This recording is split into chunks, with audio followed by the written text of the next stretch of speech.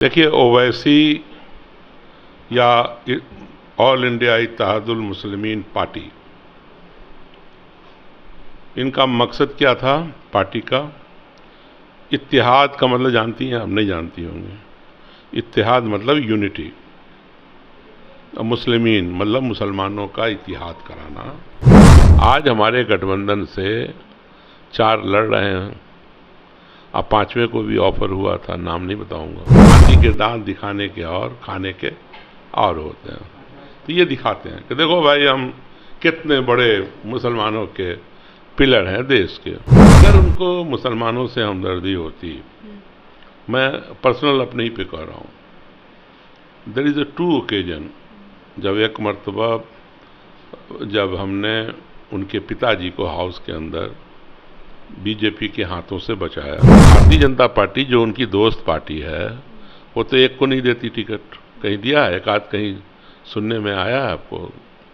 मेरे खबर में तो नहीं है। 40 सीटों पर 8 सीटों पर वो AIMIM जो है उम्मीदवार खड़ा किया गया है। आपको लगता है इसका नुकसान महागठबंधन को होगा? नमस्कार, मेरा नाम प्रीति है। आप लाइव लॉन्ग देख रहे हैं। कुछ दिन पहले AIMIM के प्रमुख असदुद्दीन ओवैसी बिहार आते हैं, लेकिन इस बार अंदाज कुछ बदला हुआ रहता है। इस बार वो बीजेपी पे हमलावर नहीं होते, बल्कि राजद पे कटाक्ष करते हुए नजर आते हैं। वो कहते हैं कि मुसलमान जो है सिर्फ कालीन बिछाने का काम नहीं करेगा, आप सिर्फ कालीन मत बिछाइए, अपना हक भी मांगे। इसे सब तमाम मुद्दों पे बात करने के लिए हमारे साथ जो है पूर्व केंद्रीय मंत्री अली अशरफ फातमी साहब हैं। ये मधुबनी से जो है प्रत्याशी भी है राजद से। तो क्या कहिएगा ये जो कटाक्ष कर रहे हैं ओवैसी साहब आप पर? देखिए, ओवैसी या all India Ittehadul Muslimeen party, इनका मकसद क्या था पार्टी का? इत्तेहाद का मतलब जानती हैं? हम नहीं जानती होंगे। इत्तेहाद मतलब यूनिटी, और मुस्लिमीन मतलब मुसलमानों का इत्तेहाद कराना। पार्टी का नाम है। तो एक तरफ वो संघ परिवार को गाली देते हैं, बीजेपी को भी बोलते हैं उल्टा सीधा, मोदी को भी बोलने में पीछे नहीं रहते। ये सब दिखावटी है, ये सब दिखाने के लिए है। अच्छा, आप ये मेरी बात सुन लेना। वो दिखाने के लिए है। हाथी के दांत दिखाने के और खाने के और होते हैं। तो ये दिखाते हैं कि देखो भाई, हम कितने बड़े मुसलमानों के पिलर हैं देश के।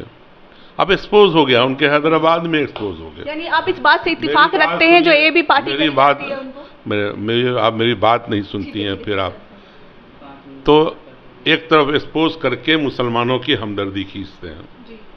अगर उनको मुसलमानों से हमदर्दी होती, मैं पर्सनल अपने ही पे कह रहा हूँ, there is a true occasion, जब एक मर्तबा जब हमने उनके पिताजी को हाउस के अंदर बीजेपी के हाथों से बचाया। रिकॉर्ड पे है, देख सकती हैं आप। और ये तो रिकॉर्ड पे है। दूसरा भी कि असदुद्दीन ओवैसी ने खुद कहा है कि बिहार का एक शेर था फातमी, जिसने हमको बचाया हाउस के अंदर। देख लिया, हम नहीं बोल रहे। अगर वो कौन सा दबाव था कि अपने दोस्त के खिलाफ आकर के उम्मीदवार खड़ा किया उन्होंने। इसका मतलब यह है कि वो अपने इत्तेहादुल मुस्लिमीन के लिए नहीं है, बल्कि वो भारतीय जनता पार्टी के जिताने वाली पार्टी हो गई है। आज माइनॉरिटी में है इन रियल सेंस, यहीं बराबर में पाटलिपुत्रा में। उन्होंने क्यों उम्मीदवार दिया वहाँ पे अपने पार्टी का? मेरे खिलाफ क्यों दिया? ये सब प्रतीक है कि सेकेंड थर्ड फेज के बाद जब भारतीय जनता पार्टी को महसूस हुआ कि हम हार सकते हैं, पहले नहीं था विश्वास, वो समझ रहे थे कि 40 का 40 जीतेंगे। जब उनको रिपोर्ट जाने लगी तो उन्होंने फिर अपने दोस्त असदुद्दीन ओवैसी से मदद लिया। दोस्त बोल रहे हैं आप? जी, फ्रेंड। अच्छा, फ्रेंड, यस। तो अपने दोस्त, क्योंकि अब मेरे दोस्त नहीं रहे तो किसी के दोस्त तो होंगे ना, उनके दोस्त बन गए। जी। तो दोस्ती निभाई उन्होंने, नई दोस्ती जो उनकी चल रही है बहुत दिनों से। तो उन्होंने हमारे यहाँ भी उम्मीदवार दिया। 40 सीटों पर 8 सीटों पर वो AIMIM जो है उम्मीदवार खड़ा किया गया है। आपको लगता है इसका नुकसान महागठबंधन को होगा? कुछ भी नहीं होगा। यही तो मैं कहना चाहता हूँ, कुछ नहीं हुआ।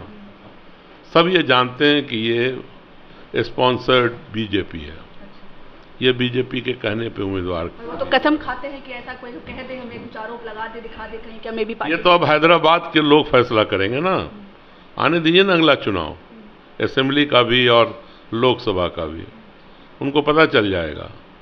ये सिर्फ देश के लोग नहीं, अब हैदराबाद के लोग भी महसूस करने लगे कि ये आदमी कहीं ना कहीं एक पर्टिकुलर पार्टी के हाथ डील हो रहा है। जी। काराकाट में रैली कर रहे थे, उन्होंने कहा, मुसलमानों को कह रहे थे कि आप सिर्फ कालीन बिछाने का काम नहीं करें, चुनाव में अपनी हिस्सेदारी को भी मांगे। कहीं ना कहीं कटाक्ष जो था वो राजद की तरफ था। जी हाँ, ज़रूर करेंगे वो। आप मुझे ये बताओ, मुसलमानों की आबादी पूरे मुल्क में 14% है,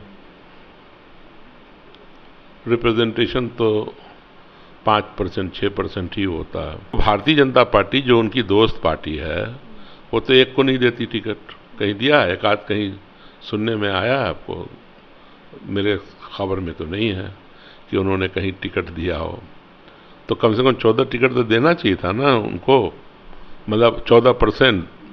अगर वो भारतीय जनता पार्टी बड़ी मोहब्बत वाली पार्टी है, वो इनसे कहती है तुम दे दो मेरे बदले में, ताकि वो जो भी है वोट वो कट करके चला जाए और मैं आराम से जीत जाऊं। तो देखिए, आप जहां तक सवाल उठा रही हैं कि उनके खड़ा होने और ना होने से, अब समझ गई पूरे देश के लोग जो है ना, वो तो बिल्कुल क्लियर कट। और जिस दिन मेरे खिलाफ टिकट दे दिया उन्होंने, तो और क्लियर हो गया कि ये इनका मकसद कुछ नहीं। दिल टूट गया है उनसे एकदम। बिल्कुल। किनका? आपका। मेरा क्यों दिल? पर्सनल रिलेशन की बात नहीं, मेरा क्यों दिल टूटेगा? दिल तो उन्होंने अपना तोड़ा है। अच्छा, उनका नुकसान। मेरा तो दिल है। अच्छा। आज भी उनको लाइक करता हूँ, लेकिन दिल तो उनका टूटा होगा। एक सवाल सर, और एक जगह वो इंटरव्यू दे रहे थे, तो वो कह रहे थे कि राजद ने बिहार में हमारे 4 मंत्री जो है खरीदने का काम किया, उनकी पार्टी तोड़ने का काम किया। वो खुल करके ये आरोप लगाते हैं आप पर। ये लोग कहाँ के थे? इन लोगों को कहाँ से ले गए थे आप? वहीं वापस चले गए।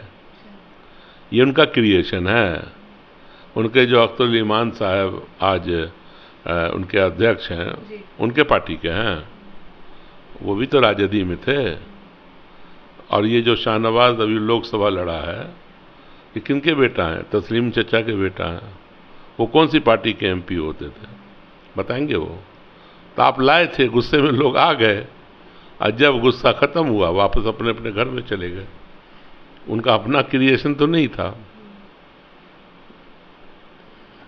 तो कहीं ना कहीं राजद, ये बोलते हैं खरीद लिया। हाँ जी। हाँ, तो खरीदने वाले के साथ तो आप हैं। आप कितने में बिके हैं वो बता दें, आपका क्या रेट है? बार बार टिकट को लेके भी सवाल उठता है राजद पे कि 18% की जो बात करते हैं हम, एमवाई पार्टी की जो बात करते हैं, तो टिकट को लेके भी सवाल करता है कि आपने कितना न्याय किया मुसलमानों के साथ। बहुत न्याय करते हैं हम लोग। लेकिन बीजेपी भी सवाल उठा अच्छा, क्यों नहीं उठाएगी बीजेपी? उसको एक नहीं देना, और इनको सब मुसलमान को हराना है माननीय ओवैसी साहब को, तो क्यों नहीं करेंगे बात? आज हमारे गठबंधन से 4 लड़ रहे हैं। अब 5वें को भी ऑफर हुआ था, नाम नहीं बताऊंगा, कोई नहीं लड़ा, तो वो वक्त की बात है, जाने दीजिए। तो ये तो मिला। फिर उसके अलावा आप इलेक्शन के ठीक पहले हमारे 2 उम्मीदवार थे। अब्दुल बारी सिद्दीकी साहब लड़ते थे, लगातार 3 चुनाव लड़ चुके थे, उनको एमएलसी बनाया गया। उन्होंने कहा कि हम अब लड़ने के लायक महसूस नहीं करते, हमको आराम वाली जगह मिल जाए। मिल गई। दूसरा फैसल, वो भी लड़ते थे शिवर से, उन्होंने भी ख्वाहिश जाहिर किया कि क्यों नहीं हमको इलेक्टेड जगह पे भेज दीजिए, राज्यसभा में या ऐसे काउंसिल में। चले गए। तो 2 उम्मीदवार तो ऐसे ही कम हो गया। अब अब्दुल बारी सिद्दीकी को पैदा किया जा सकता है क्या ओवरनाइट? कैंडिडेट भी तो चाहिए लड़ने वाला, या किसी को उठाया खड़ा कर दिया? कोई भी लोकसभा के लड़ने के लायक उम्मीदवार भी होना चाहिए। तो 2 उम्मीदवार ने तो काउंसिल लेकर के उन्होंने, अच्छा लगा उनको, तो चले गए। तो 2 कैंडिडेट तो हमारा ऐसे कम हो गया। अगर रहते अब्दुल बारी सिद्दीकी तो हो सकता है कि मैं दरभंगा लड़ रहा होता, वो मधुबनी लड़ते। बहुत बहुत धन्यवाद। तो हमारे साथ पूर्व केंद्रीय मंत्री और मधुबनी प्रत्याशी अली अशरफ